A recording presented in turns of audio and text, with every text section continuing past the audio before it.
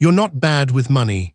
Your brain is just running software that's tens of thousands of years old, built to survive scarcity and danger, not credit cards and compound interest. And the people who design prices and ads know its bugs better than you do. Here are 9.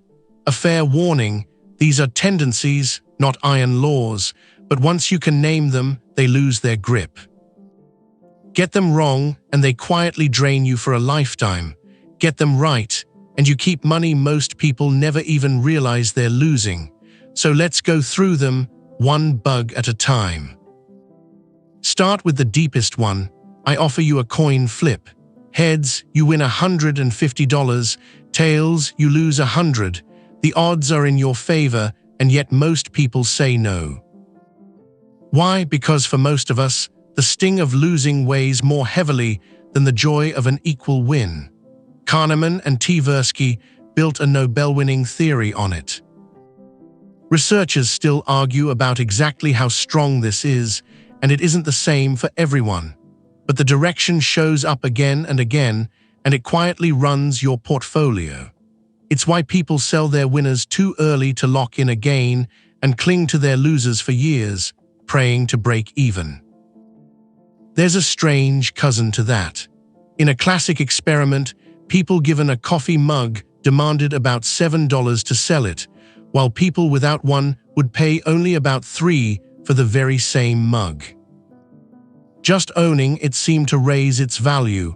Economists debate how big this really is, and under careful conditions it can shrink, but the pattern is familiar. It's why you can't bear to sell the stock that's clearly a mistake, why the clutter in your garage feels too valuable to throw away, and why a 30-day free trial works so well. Once it's yours, handing it back feels like a loss.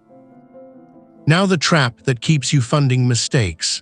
Britain and France poured money into the Concorde for decades, a jet that lost money on nearly every flight, partly because they had already spent so much that stopping felt like waste.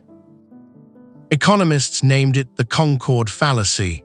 You run the small version constantly, finishing a meal you don't want because you paid for it, holding a failing investment because of what you already put in.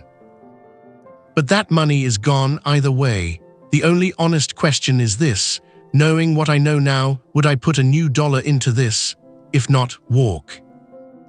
Here is one of the most reliably repeated findings in all of psychology, and how easily your sense of a fair price gets hijacked.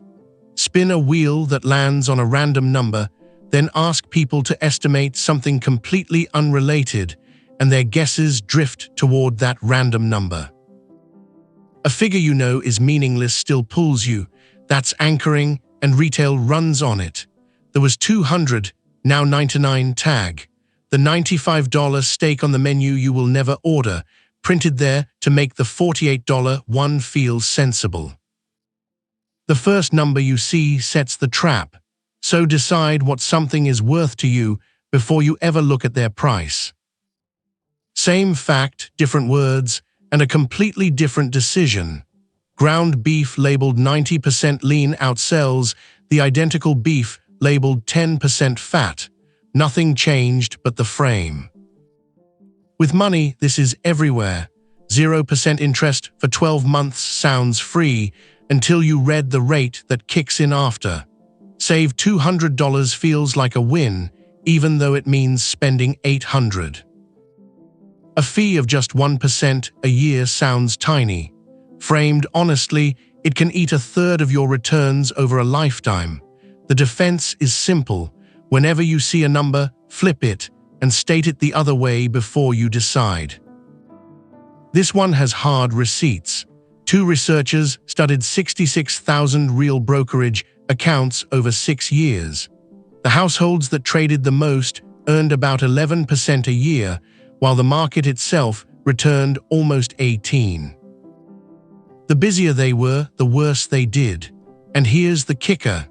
Men, who research shows are more prone to overconfidence, traded 45% more than women and earned about 1.5% less every single year. Overconfidence feels like skill. In the data, it's a tax, and the lesson is almost unfair in how simple it is. For most people, trading less and less often beats trying to be clever. Your brain has a favorite, and it is right now. Offered $50 today or $100 in a year, most people grab the 50, then regret it. We discount the future steeply, as if our future self were a stranger. That single bug powers almost every money problem: the unsaved paycheck, the impulse swipe, the "I'll start investing next year." Lenders feast on it. Buy now, pay later is just present bias sold back to you. You don't beat it with willpower, you beat it with automation. Make the smart move happen now, on autopilot, so your impatient brain never gets a vote. To your brain, not all money is equal, even though every dollar is identical. People blow a $500 tax refund on something they would never buy with $500 from their paycheck, because the refund feels like free money. We sort cash into mental envelopes: fun money, serious money, found money, and treat each by completely different rules. Richard Thaler won a Nobel Prize partly for naming this. It cuts both ways.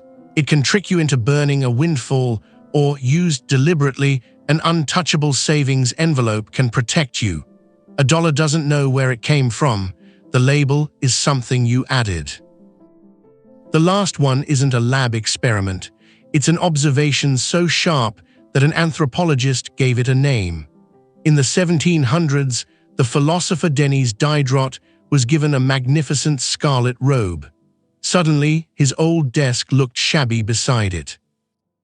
So he replaced the desk, then the chair, then the art on the walls, until he had spiraled into debt, all to match a robe. The researcher Grant McCracken called it the Diderot effect. And you will recognize it instantly. The new phone needs the new case, which needs the new charger. The nicer car wants the nicer street. One upgrade triggers a cascade of "now I need." Catch it at purchase 1, and you stop the next 5 before they start. Notice what these 9 have in common. Each one is a shortcut your brain takes to save effort, and each one is invisible while it's happening. That's the whole trap. They don't feel like glitches, they feel like you. None of these mean you're foolish. Most of them kept your ancestors alive. They're only a liability now because money is new and your brain is old. But a bias you can name is a bias you can manage. Marketers and lenders already know these 9. Now you do too. I'm the measure of treasure. Subscribe, and I'll keep handing you the hidden rules of money, one story at a time.